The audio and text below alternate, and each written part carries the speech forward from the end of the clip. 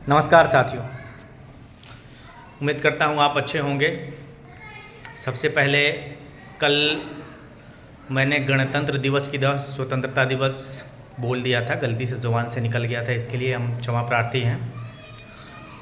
और आप लोग से कहना चाहेंगे कि आप मेरा वीडियो देखते हैं, बड़े मज़े में देखते हैं, लेकिन लाइक सब्सक्राइब भी नहीं किया और आप लोग शेयर भी नहीं करते हैं। जब तक आप शेयर नहीं करेंगे तब तक अन्य साथी जुड़ नहीं पाएंगे, उनको जोड़ना ज़रूरी है। विशिष्ट शिक्षक साथियों का मामला दूसरा है, उनका नियोजन पदस्थापन दूसरे तरीके से किया गया है, उनकी लड़ाई दूसरी है, लेकिन बीपीएससी शिक्षकों की लड़ाई अलग है। इसीलिए सारे बीपीएससी शिक्षक साथियों तक वीडियो को भी पहुंचाना ज़रूरी है, उनको जोड़ना ज़रूरी है। और आप जिस जिस स्कूल में पदस्थापित हैं वहाँ एक माहौल बनाएं, उनसे बातें करें, उनसे चर्चा करें। नहीं जोड़ेंगे तो आगे लड़ाई सरकार से कठिन हो जाएगी। अभी तो ठीक है, एक मामला चल रहा है स्थानांतरण का, जो काम कर रहा हूँ। आगे मैंने पिछले अगस्त में ही कहा था, जुलाई अगस्त में कि स्थानांतरण होगा।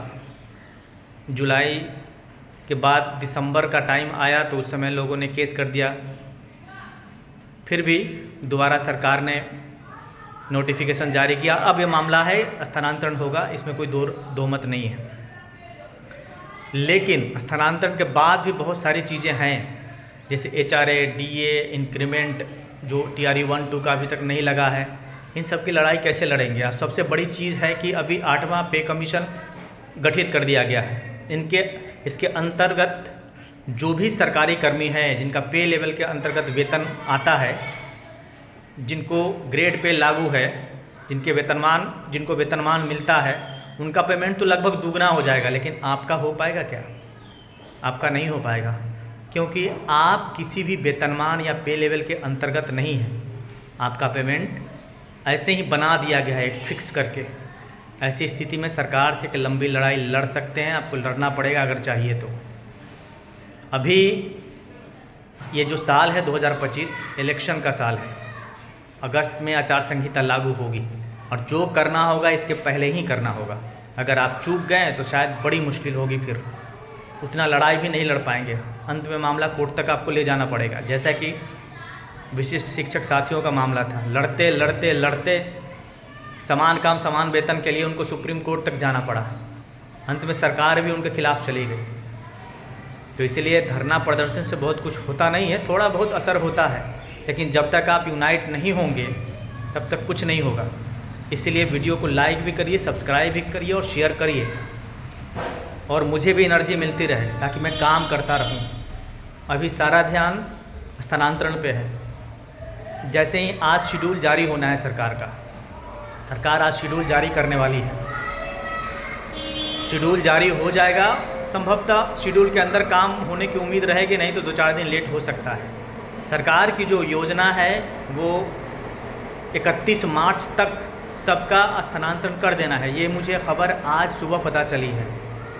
नए सत्र जो शुरू होंगे सरकारी विद्यालयों में 1 अप्रैल से, उस समय तक आप लोग नए विद्यालय में पहुंच चुके होंगे। ऐसी योजना है सरकार की, और इसी का शेड्यूल आज लगभग जारी हो सकता है। फिर भी देखते हैं आगे क्या होता है। एक साथी ने कहा था कि नहीं, आपने रजनीश जी का कमेंट आया तभी आप वीडियो जारी किए थे। शायद आपको पता नहीं है, मेरा वीडियो कंटिन्यू आप नहीं देखते थे। आज से 5 दिन पहले ही कहा था कि 27-28 को एक मीटिंग होने वाली है। दूसरी चीज़ है, यूट्यूब लाइव का ऐलान मैंने 12 बजे के आसपास किया था। उस समय रजनीश जी का कोई ट्वीट नहीं आया था, और ईमानदारी से कह रहा हूँ, मैंने उनका न ट्वीट देखा है न मैसेज देखा है, कुछ भी नहीं। मैं अपने तरीके से चल रहा हूँ, अब विश्वास करें या ना करें। और स्थानांतरण की बात है तो मैंने ही सबसे पहले कहा था जुलाई अगस्त में, और उस समय रजनीश जी नहीं बोले थे कि स्थानांतरण होगा दिसंबर में। मैंने कहा था आपको।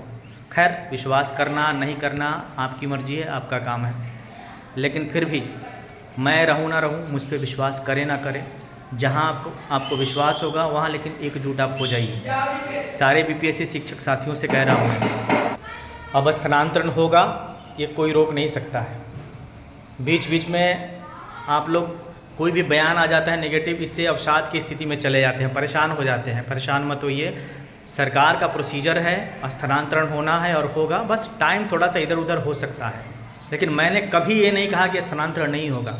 हमने ये कहा कि थोड़ा सा डिले हो गया है, काम सुस्त हो गया है या काम रुक गया है, लेकिन आज तक मैंने कभी निगेटिव बातें नहीं की इन चीज़ों को लेकर के।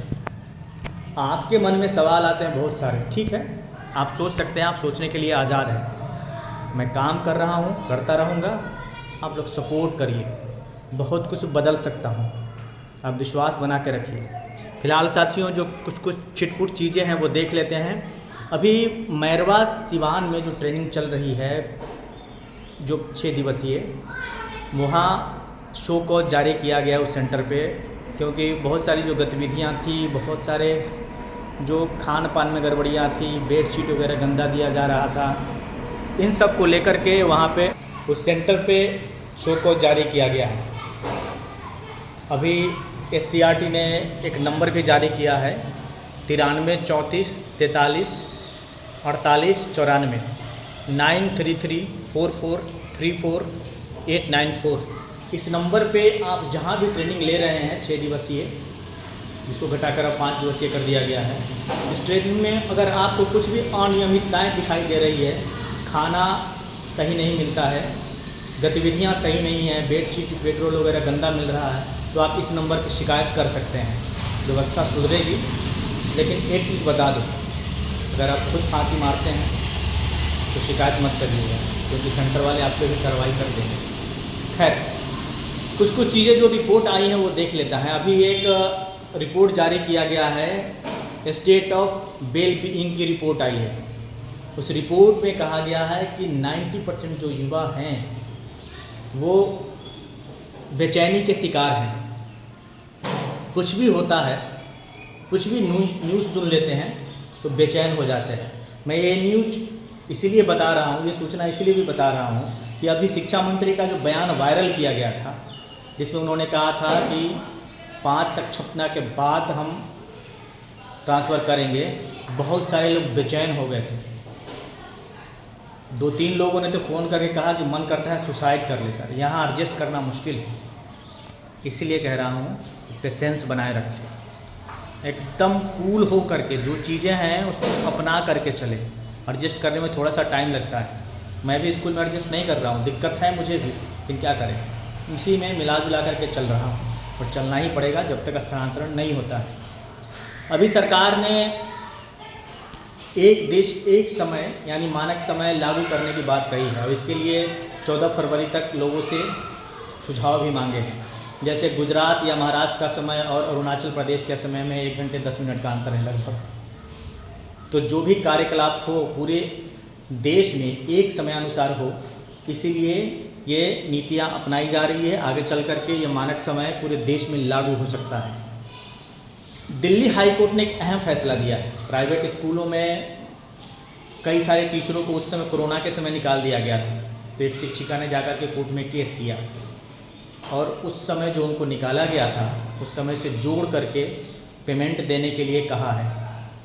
उस समय की ऐसी परिस्थितियाँ थी, आप किसी को जॉब से हटा नहीं सकते थे, जॉब नहीं कर सकते थे, ये स्कूल में ड्यूटी नहीं कर सकते थे, ऐसी परिस्थितियाँ थी कोरोना के समय, तो उनका पेमेंट काट लिया गया था, कुछ लोगों को हटा भी दिया गया था। इसीलिए उस महिला शिक्षिका के फेवर में हाई कोर्ट ने फैसला दिया है। ये एक अच्छी न्यूज़ है। आगे साथी जो सरकार ने कहा है कि अगर आपके सेंटर पे एग्ज़ाम हो रहा है, बच्चे लेट से पहुंच रहे हैं तो उनको एंट्री नहीं देना है। अगर आप ज़बरदस्ती एंट्री कराएं, कोई जान पहचान वाला आ गया, किसी का प्रेशर आ गया और सूचना मिली तो केंद्राधीक्षक निलंबित होंगे। इसीलिए इन चीज़ों को आप देखिएगा। आगे साथियों मैं फिर कहना चाह रहा हूँ कि वीडियो को लाइक सब्सक्राइब तो करिए ही, शेयर करिए। सभी BPSC शिक्षक साथियों को एक साथ जोड़िए। जितनी यूनिटी मजबूत होगी उतना ही आप कामयाब होंगे, सक्सेस होंगे और सरकार से लड़ सकेंगे, उतना सुविधा प्राप्त कर सकेंगे। ये चीज़ें मैं बार बार कहता हूँ, इसलिए वीडियो को लाइक सब्सक्राइब और शेयर करिए। आज के लिए इतना ही, धन्यवाद। मैं अशोक क्रांति।